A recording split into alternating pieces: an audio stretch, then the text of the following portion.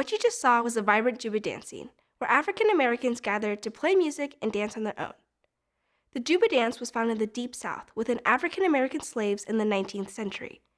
It was a type of dance characterized by stomping, slapping, and rhythmic movements across various body parts.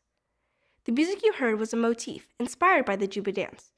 It was most notably developed and infused in such a symphony.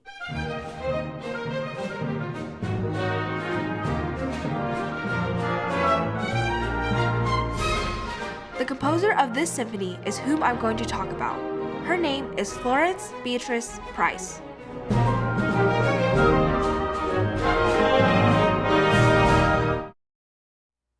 Florence Price was an African-American music composer. She had a remarkable career in the 1930s to 1950s, reflecting on broad music trends and influences of the time in the United States.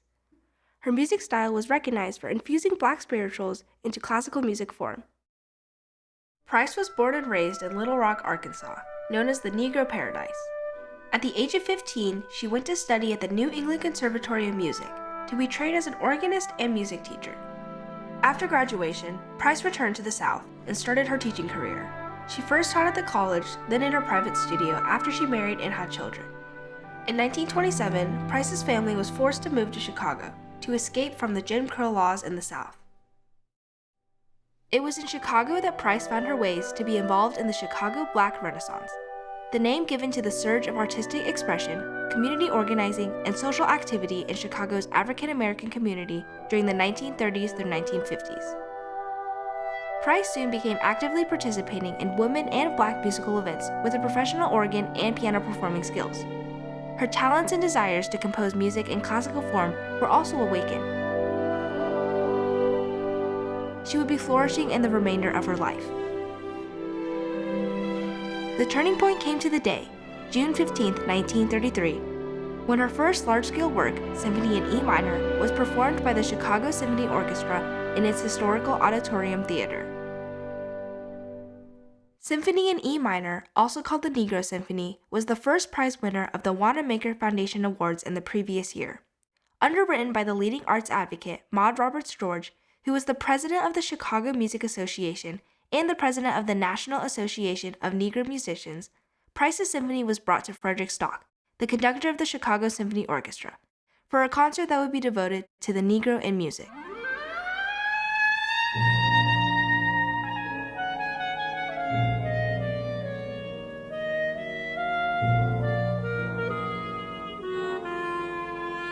The concert was one of the 4 concerts that the Chicago Symphony would play as a part of the Chicago World's Fair, a Century of Progress International Exposition in 1933 to 1934.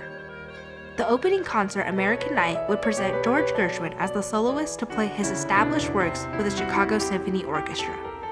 This made the concert the following night even more noticeable, as Gershwin would attend in the audience. The Negro in music was devoted to the African American musicians from the Chicago area.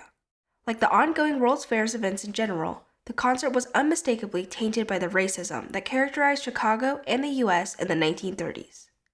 By the efforts of Negro leaders, Price was given an opportunity to show her skills and talents in composing with Black spiritual idioms and classical music form, including Juba Allegro, inspired by the Juba dance.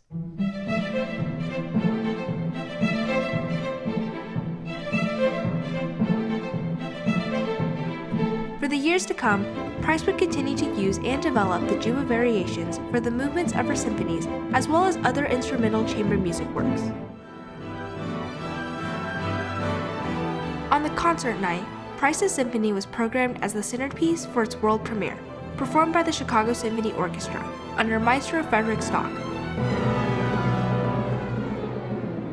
With this event, Price became the first Black female composer whose symphony was completely played by a major American orchestra.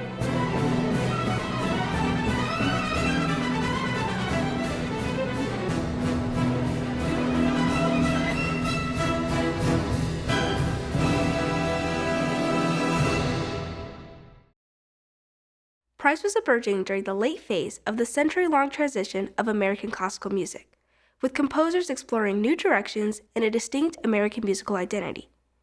The success of the concert brought back the long-standing debate on the values of Negro melodies and whether they could represent American music. American opera singer Lillian Avanti paid tribute to Price during her visit to Chicago. She said, Florence Price Wisely is using largely the Negro theme, which is a rich American resource that holds a wealth of potential material and has a great future. The quotes from New York music critic William J. Henderson pointed out such conversation. National character in music and art, be it Italian, French, Scandinavian, or Chinese originates, in folk songs and dances of people. In using the folk idioms in music, a composer is making a direct appeal to the people, giving him something he can understand.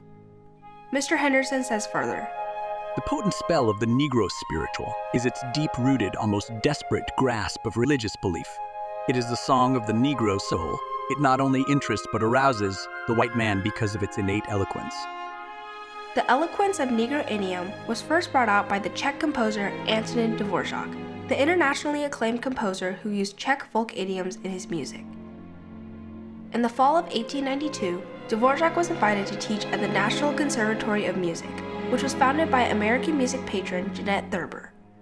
She chose Dvorak to be the director with hopes that he could help discover the nation's musical identity and engage it, much as he used Czech idioms in his music. On May 21, 1893, Dvorak published Real Values of Negro Melodies, reflecting on the state of American music. Rich in undeveloped themes, uses of Negro minstrelsy, the future music of this country must be founded up what are called the Negro melodies. This must be the real foundation of the serious and original school of composition to be developed in the United States. Price would have been one of those promising students who could have been admitted to Dvorak's American School of Music. In fact, it was 10 years after Dvorak returned to Europe that Price attended the New England Conservatory of Music, residing in the Boston music community. The conservatory was then run by George Chadwick, a leading new American music composer in the lineage of Dvorak's advocacy. Price was admitted to his private studio to learn formal music composition. She was inspired and encouraged to absorb the music themes from her Black heritage. When Dvorak advocated Negro melodies for American musical identity, he was very compassionate with the aesthetic of the musical roots he found. However, he was naive in expecting it to be fully appreciated and embraced by American society, which was heavily fraught with social and racial prejudices at the time. While the standard narrative of American classical music was being transformed from European musical ancestry, the music of Black composers under Dvorak's inspiration were inevitably neglected. Price continued succeeding within Black and women communities in the segregated Chicago area. This made her aspire for the opportunities to be extended to the Northeast, known as the European Music Colony. From 1935 to 1944, Price wrote 7 letters to Serge Koussevitzky, the conductor of the Boston Symphony Orchestra, in hopes of having her music programmed. My dear Dr. Koussevitzky, to begin with, I have 2 handicaps, those of sex and race. I am a woman, and I have some Negro blood in my veins. Knowing the worst, then... Price wished her music could be judged by merits. Sadly, those letters were met with silence. On June 3, 1953, Price passed away in Chicago. She remained largely unheard of soon after her death.